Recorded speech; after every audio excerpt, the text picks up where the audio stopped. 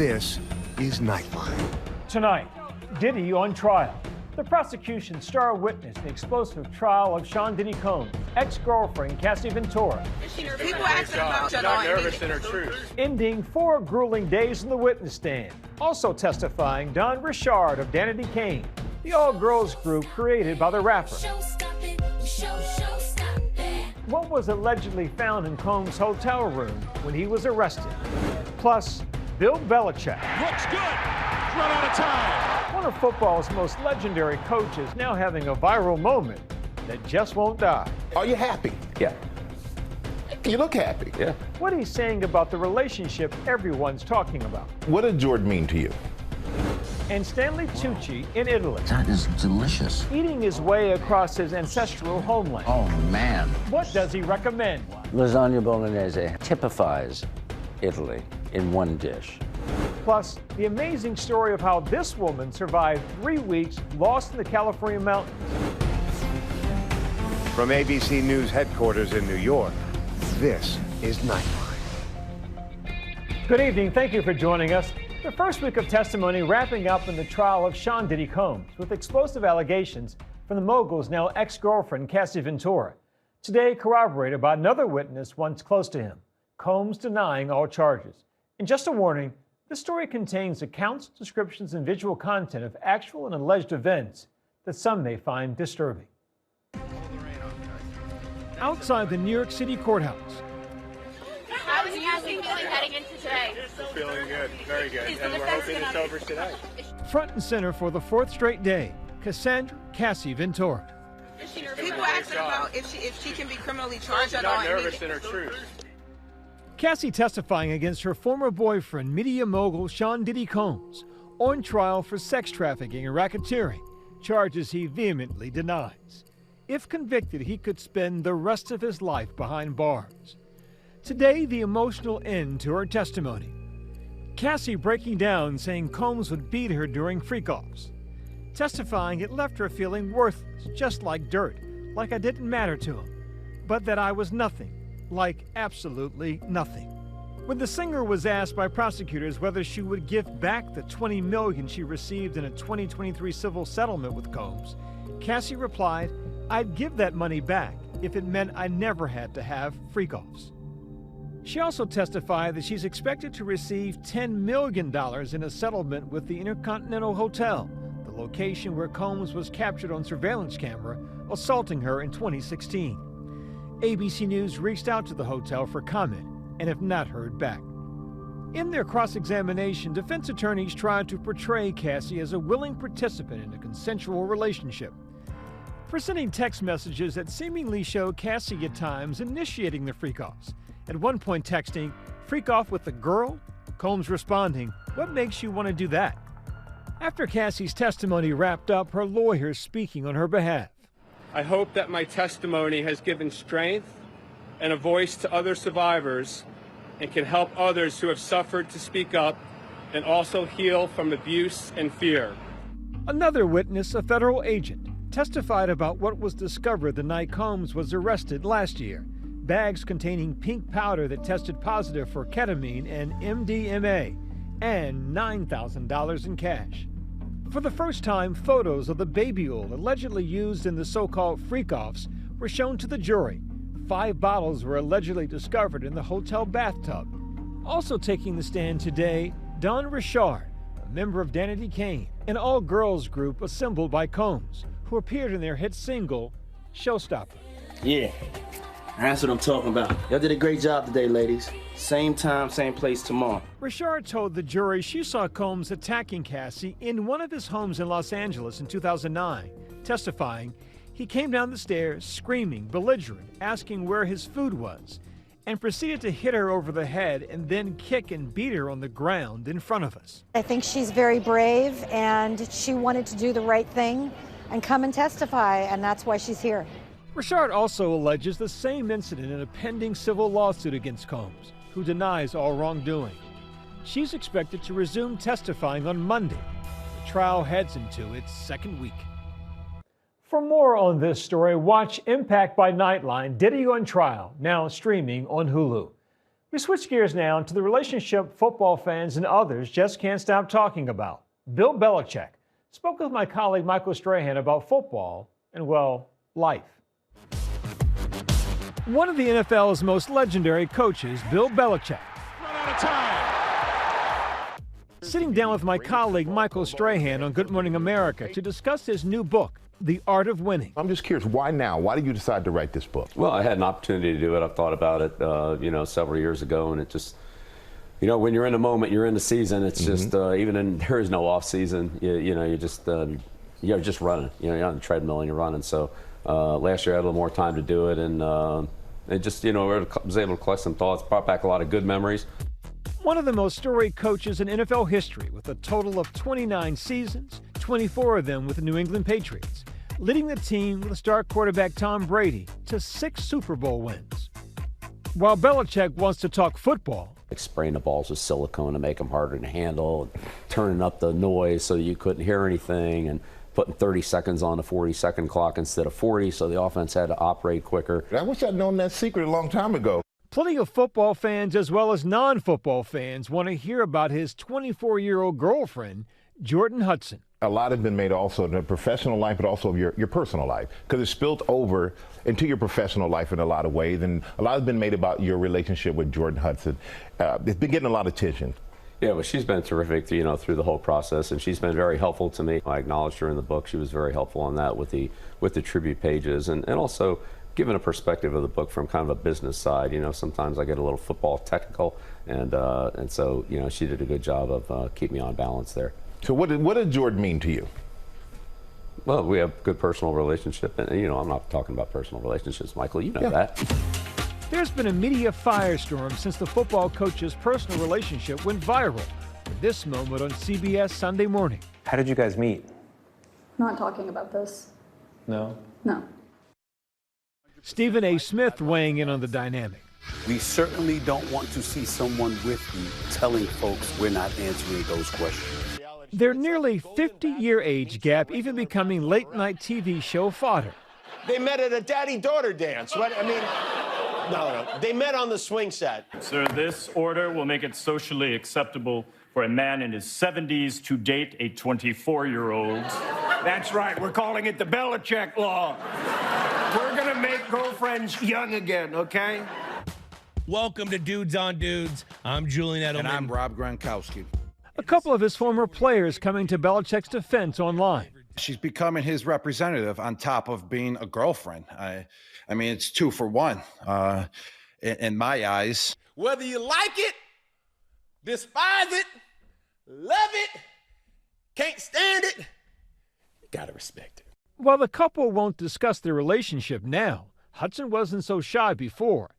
After the CBS interview, she reshared this old post of them meeting on a plane in 2021 on her Instagram story. The caption, "Happy Meetiversary, Bill Belichick," showing a video of a textbook she says the coach autographed for her that day. Hudson has shown a different side of Belichick on her Instagram page. Are you happy? Yeah. You look happy. Yeah. I never thought I'd see you doing yoga. Only happy people do yoga, Coach. Belichick even appearing on the sidelines recently, supporting Hudson in the Miss Maine USA pageant, where she was the second runner-up. The normally guarded coach, known for his trademark cut-off hoodies and his gruff demeanor. We're on to Cincinnati. It's nothing about the past, nothing about the future. It's right now we're preparing for Cincinnati. Stupid thing. Is usually tight-lipped with the press. I could just Xerox you a copy of the game plan. You can send it over to Kansas City if you got it. But as he gears up for his first season as the head coach at the University of North Carolina, Chapel Hill, Belichick seems to be loosening up. You've had a transformation since your coaching days with the Patriots. You've done some things I never thought I'd see you do before. You had gigs on TV. You're putting your personal life out on social media. Now you went back to college to coach. So what would the Patriots Bill Belichick say to the UNC Bill Belichick? What kind of advice would you have if you had any?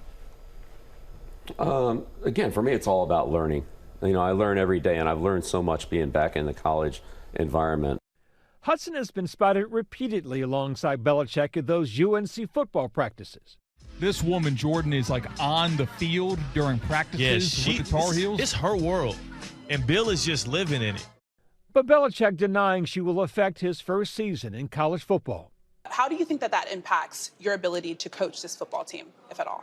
Yeah, I mean, that's, really off to the side. It's a personal relationship, and she doesn't have anything to do with UNC football. Saying he remains focused on the field.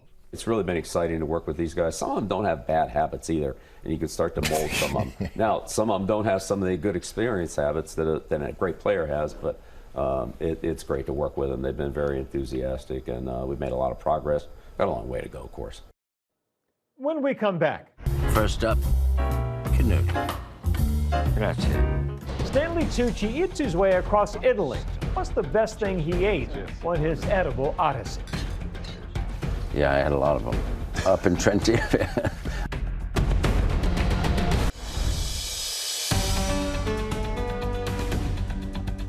Welcome back. Stanley Tucci is a Hollywood star who loves his craft.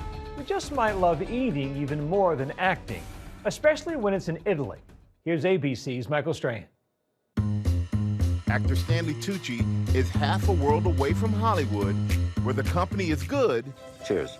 Cheers. A tutto il mondo. Grazie. And the food, well. Delicious. È buona, eh? It's amazing. Italy's such a famous place, and so many well-known landmarks. Why do you kind of go off the beaten path?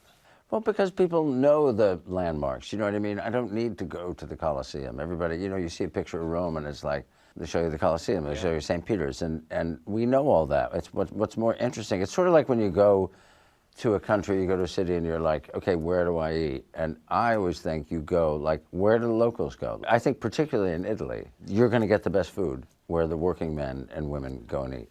And they all look very happy, the working men and women, so they're eating some good stuff. Exactly. Whoa, that is delicious.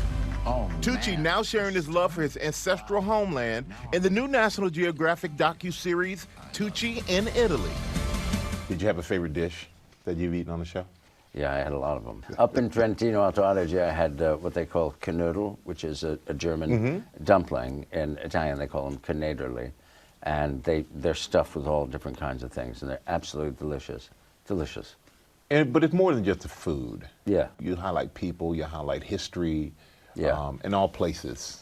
What I tried to do with the show, and was the idea for the show originally, was that we try to tell the story of each region, and then ultimately Italy as a whole, by breaking it down to the regions, through the prism of food. This new venture comes after decades on the silver screen where Tucci has brought iconic characters to life. From an ambitious art director in The Devil Wears Prada, All right, everyone, gird your loins. to a charismatic talk show host in The Hunger Games. The 74th Annual Hunger Games! And most recently, a cunning cardinal in Conclave. I could never become Pope in these circumstances. Conclave. Yeah. Amazing movie. I loved doing that movie. It was one of the greatest experiences I've had in 40 years making movies. Rafe and I knew each other, John Lithgow and I, Isabella and I, and then I got to work with Edward Berger, who's a genius. It was great. It was great to do. It was a big hit. A little bit of tomato. On the small screen, he shares his love of everything Italy. On social media, I'm making like a little fish stew. Over 4 decades in Hollywood, but a lot of people know you more in some ways for your love of food, your love of travel. I know it eclipsed How was that a career of 40 That's years. like a career pivot. How did that feel? It feels great. It feels exciting because I love food and I want to share food with people via Instagram, via the show, via whatever. And I think it's a really wonderful thing. If we were going to sit down, Yeah. and I was like, Stanley, I am so hungry right now. I want something really good. What are you going to feed me? Lasagna bolognese. I'm not going to be mad at you with that one. Hey, speaking my language.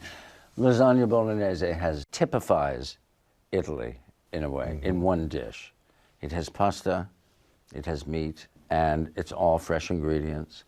But there was a time recently when it was hard to tell stories. You recently spoke about some of the challenges that you've had. You developed thyroid issues from throat cancer. Yeah. What made you want to speak more about that? Well, I just think it's a part of my life. I mean, when we were filming this show, I just kept, by 1 o'clock, I'd be like, I'm so tired, and I'd have to keep going and taking naps, and I was like, something's really wrong with me. And you didn't know what it was at the time? But I knew something was wrong. And I went to the doctor, he's like, your thyroid's just like it's over. You had difficulty swallowing and even eating certain foods, which seemed to be tough on the show where you got to eat a lot. Yeah. So, I mean, has that changed? Has that improved? It's improved to a certain extent, but still there are things that I have difficulty eating. So I'll eat more slowly, which isn't a bad thing. Yeah. But there are certain things I still can't eat.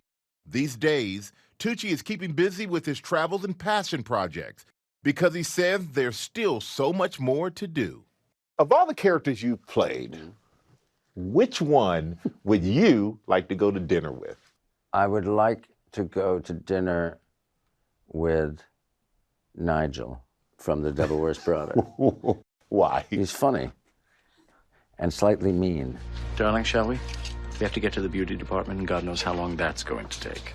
You brought up Nigel. Yeah. Devil Wears Prada. Yeah. Is there any news on a sequel, maybe? You can tell us? I can't answer that question yet. All I can say is, if it happens, that would be great. That means yes. That's all I can say. Read between the lines. Read between the space in my teeth. That means yes. Stanley, you're the best. Oh, thank you. Always You love too. it, man. Always No, have it's a so good nice time to with talk you. to you. Our thanks to Michael. Tucci in Italy premieres Sunday on National Geographic and streams the next day on Disney Plus and Hulu. When we come back, the amazing story of one woman surviving weeks alone in the wild.